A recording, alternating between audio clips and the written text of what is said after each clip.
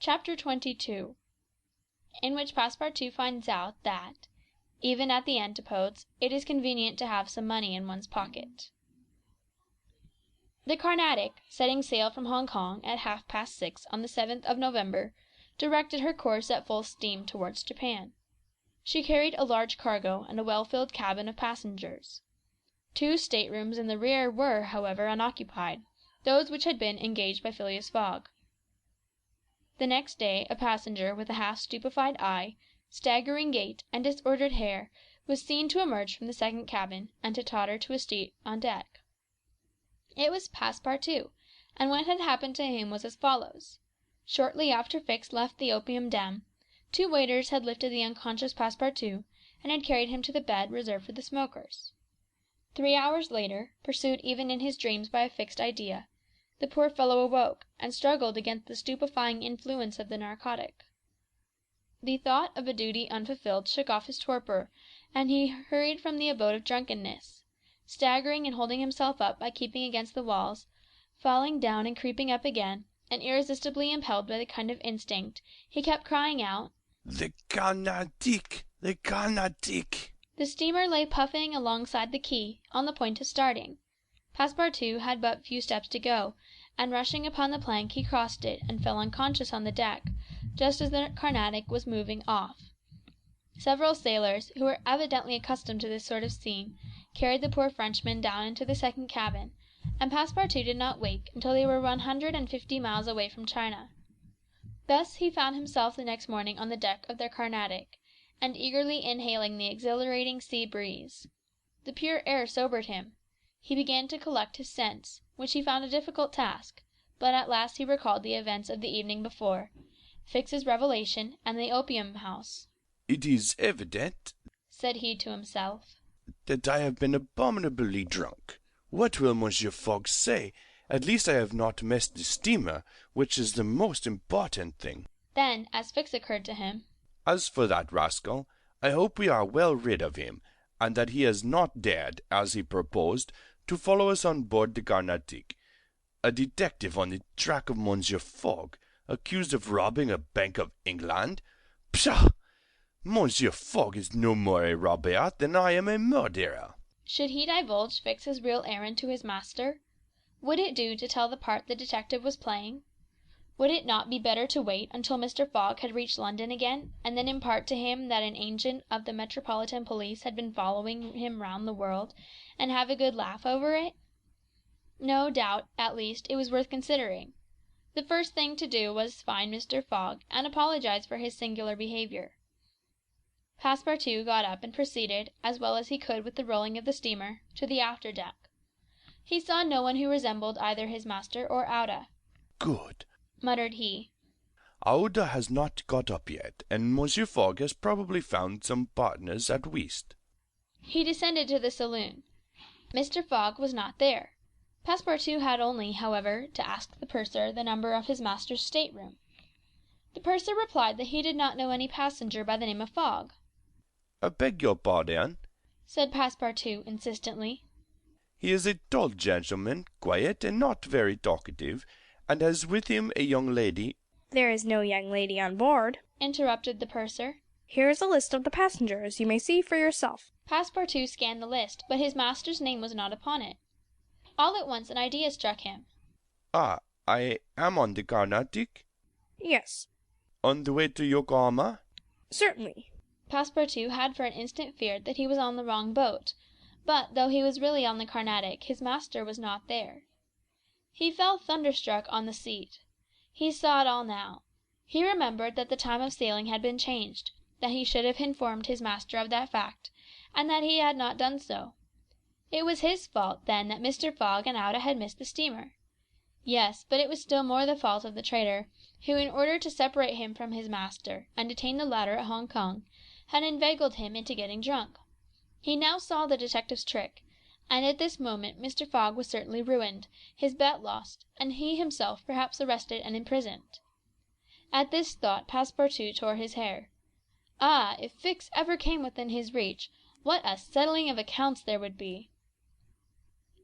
After his first depression, Passepartout became calmer, and began to study his situation. It was not an enviable one.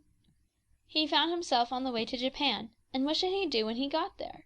His pocket was empty. He had not a solitary shilling, not so much as a penny. His passage had fortunately been paid for in advance, and he had 5 or 6 days in which to decide his future course.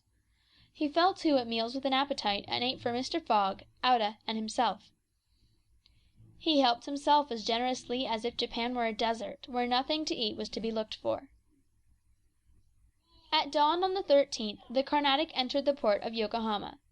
This is an important port of call in the Pacific, where all the mail steamers, and those carrying travellers between North America, China, Japan, and the Oriental Islands, put in. It is situated in the Bay of Yedo, and at but a short distance from that second capital of the Japanese Empire, and the residence of the Tycoon, the civil emperor, before the Mikado, the spiritual emperor, absorbed his office in his own. The Carnatic anchored at the quay near the custom house, in the midst of a crowd of ships bearing the flags of all nations. Passepartout went timidly ashore on this so curious territory of the Sons of the Sun. He had nothing better to do than, taking Chance for his guide, to wander aimlessly through the streets of Yokohama. He found himself at first in a thoroughly European quarter, the houses having low fronts, and being adorned with verandas, beneath which he caught glimpses of neat peristyles.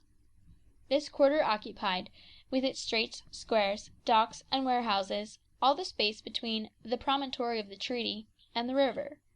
Here, as at Hong Kong and Calcutta, were mixed crowds of all races, American and English, Chinamen and Dutchmen, mostly merchants ready to buy or sell anything. The Frenchman felt himself as much alone among them as if he had dropped down in the midst of Hottentots. He had at least one resource, to call on the French and English consuls at Yokohama for assistance. But he shrank from telling the story of his adventures, intimately connected as it was with that of his master, and before doing so he determined to exhaust all other means of aid. As chance did not favour him in the European quarter, he penetrated that inhabited by the native Japanese, determined, if necessary, to push on to Yedo. The Japanese quarter of Yokohama is called Benten, after the goddess of the sea, who is worshipped on the islands round about. There Passepartout beheld beautiful fir and cedar groves, sacred gates of a singular architecture, bridges half hidden in midst of bamboos and reeds, temples shaded by immense cedar trees, holy retreats where were sheltered Buddhist priests and sectaries of Confucius, and interminable streets, where a perfect harvest of rose-tinted and red-cheeked children, who looked as if they had been cut out of Japanese screens, and who were playing in the midst of short-legged poodles and yellowish cats, might have been gathered. The streets were crowded with people. Priests were passing in processions, beating their dreary tambourines. Police and custom-house officers with pointed hats, encrusted with lac and carrying 2 sabres hung to their waists. Soldiers, clad in blue cotton with white stripes, and bearing guns. The Mikado's guards, enveloped in silken doubles, hauberks, and coats of mail. And numbers of military folk of all ranks, for the military profession is as much respected in Japan as it is despised in China, went hither and thither in groups and pairs.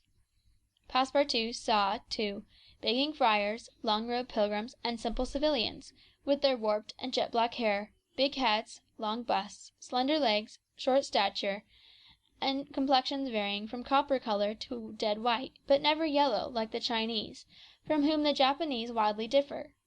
He did not fail to observe the curious equipages, carriages and palanquins, barrows supplied with sails, and litters made of bamboo, nor the women, whom he thought not especially handsome, who took little steps with their little feet, whereon they wore canvas shoes, straw sandals, and clogs of work wood, and who displayed tight-looking eyes, flat chests, teeth fashionably blackened, and gowns crossed with silken scarves, tied in an enormous knot, behind an ornament which the modern Parisian ladies seem to have borrowed from the dames of Japan. Passepartout wandered for several hours in the midst of this motley crowd, looking in at the windows of the rich and curious shops, the jewellery establishments glittering with quaint Japanese ornaments, the restaurants decked with streamers and banners, the tea-houses, where the odorous beverage was being drunk with sake, a liquor concocted from the fermentation of rice, and the comfortable smoking-houses, where they were puffing, not opium, which is almost unknown in Japan, but a very fine, stringy tobacco. He went on till he found himself in the fields, in the midst of vast rice plantations.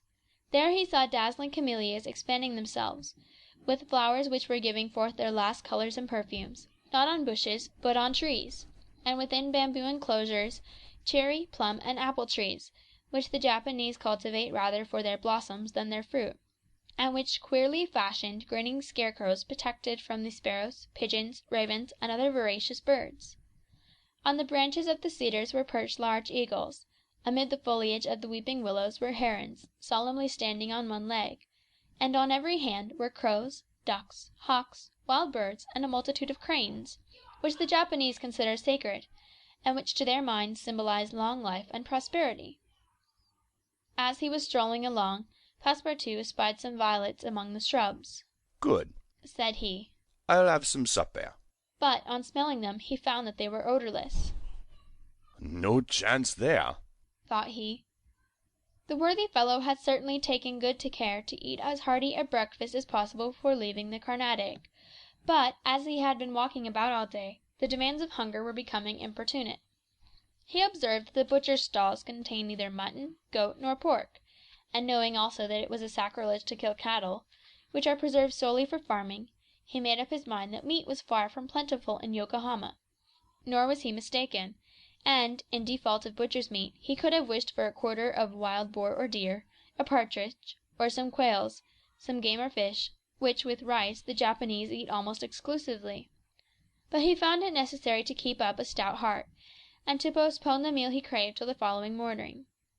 Night came, and Passepartout re-entered the native quarter, where he wandered through the streets, lit by vari-coloured lanterns, looking on at the dancers, who were executing skilful steps and boundings, and the astrologers who stood in the open air with their telescopes. Then he came to the harbour, which was lit up by the resin torches of the fishermen, who were fishing from their boats. The streets at last became quiet, and the patrol, the officers of which, in their splendid costumes, and surrounded by their suites, Passepartout thought seemed like ambassadors, succeeded the bustling crowd. Each time a company passed, Passepartout chuckled and said to himself, "Good! Another Japanese embassy departing for Europe." End of chapter 22.